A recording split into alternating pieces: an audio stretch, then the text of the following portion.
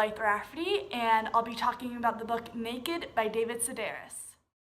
Alright, so David Sedaris is an American humorist and comedian. The difference between a humorist and a comedian is that a humorist writes funny things, while a comedian says funny things.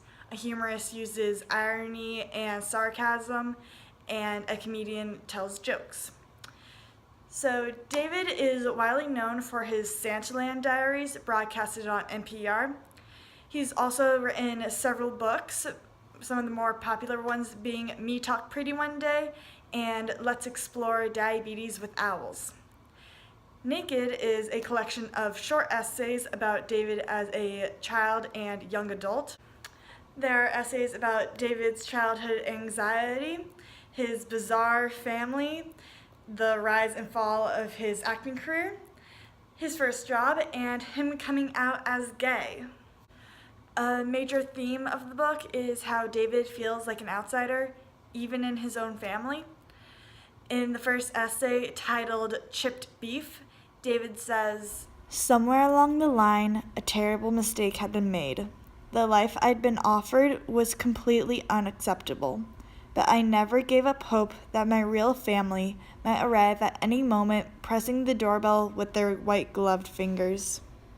Everyone can feel like their friends or their family don't understand them sometimes, but David exaggerates it so much that it becomes humorous.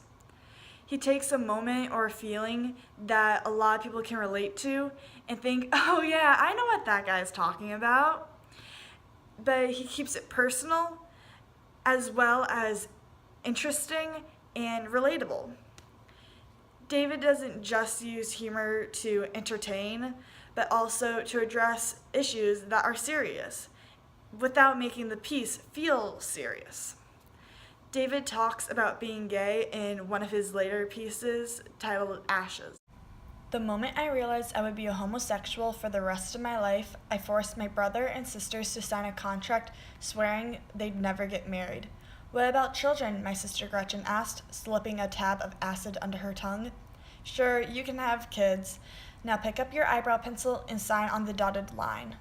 He brings up serious issues, homosexuals not being able to get married, but is still able to keep a light, humorous tone. Mentioning taking acid is outrageous and grabs the reader's attention. But they're also signing with the eyebrow pencil, which just shows how childish they are while making an adult decision. All the essays are relatively short and all self-contained, so you don't have to read them in chronological order. What I enjoyed most about this book was that I could read what I found most interesting first, skip around, and then go back to what I thought was less interesting. Alright, so if you hate to laugh, do not read this book. If you love long, complex, existentialist crises, do not read this book. If you want a book that will put you to sleep, do not read this book. If you want to laugh and you want to enjoy what you're reading, read this book. Alright, so I hope you enjoyed this book talk, and I hope you read the book. I know that I enjoyed that. So, bye.